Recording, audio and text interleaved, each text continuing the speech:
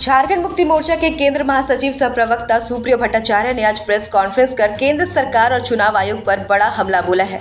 उन्होंने कहा कि आज देश एक चौराहे पर खड़ा है जहां सवाल है कि क्या देश रहेगा, क्या देश का संविधान और मौलिक अधिकार बचेगा या देश एक खतरनाक दिशा में जाएगा। उन्होंने आरोप लगाया कि राष्ट्रीय स्वयंसेवक संघ और चुनाव आयोग के बीच संधि चल रही है, जिससे निष्पक्ष चुनाव प्रणाली खतरे में पड़ गई है। भट्टाचार्य ने कहा कि चुनाव आयोग की टैगलाइन कोई मतदाता छूटे नहीं आज मजाक बनकर रह गई है, क्योंकि तैयारी ऐसी हो रही है कि मतदाता को छोड़ दिया जाए। उन्होंने कहा कि आयोग एक हालिया घोषणा के मुताबिक बिहार के नागरिकों को अपने निर्वाचन मंडल में नाम दर्ज होने का प्रमाण देना होगा। ये लोकतांत्रिक अधिकारों का हनन है। उन्होंने आरोप लगाया कि जानबूझकर भ्रम और अफरा तफरी की स्थिति बनाकर राष्ट्रपति शासन लगाने की साजिश हो रही है। सुप्रियो भट्टाचार्य ने तीखा तंज कसते हुए कहा कि देश अब समाजवाद की जगह नमो अडानी नाम चल रहा है। उन्होंने कहा कि अब ईडी और सीबीआई की जगह ईसीआई का दुरुपयोग होना शुरू हो चुका है। उन्होंने ये भी आरोप लगाया कि चुनाव अधिकारियों द्वारा जानबूझकर झामुमो के प्रभाव वाले क्षेत्रों में मतदाताओं को वोट देने से वंचित करने की तैयारी है। आपके मताधिकार पर भी हमला है और दोनों हमले एक साथ हुए।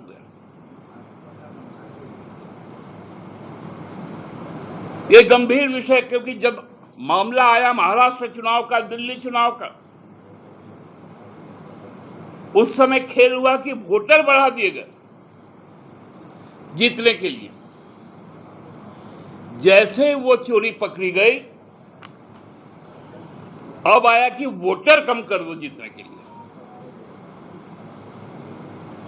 मतलब पिछड़ा, दलित, आदिवासी, मुसलमान, ईसाई, इनका वोट को कम कर दो, ताकि जो मनुवादी, संघवादी लोग हैं उनका वोट को ज्यादा से ज्यादा बढ़ावा दो। क्योंकि जो कागजात मांगे गए वो तो ग्रामीण परिवेश में 90% लोगों के पास नहीं होंगे। बिहार में बड़ी संख्या में लोग उत्तर प्रदेश, पंजाब, गुजरात, महाराष्ट्र, बंगाल, दक्षिण की ओर, नॉर्थ ईस्ट की ओर रोजगार के लिए जाते हैं।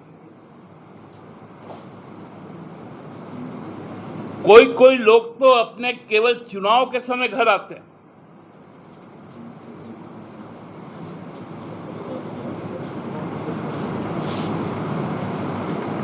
और वैसे समाज में 1 महीना का समय देकर एक फरमान ठोक देना, यह हताशा नहीं तो और क्या है।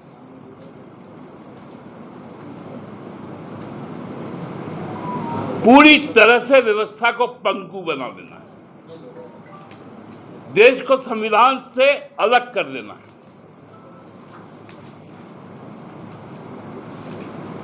देश की सारी शक्ति मुट्ठी भर लोगों के पास रहेगा जो अपना नेता भाजपा को मानता है। ये साजिश को आज हम लोग देख रहे हैं। अब ईडी नहीं आने वाला,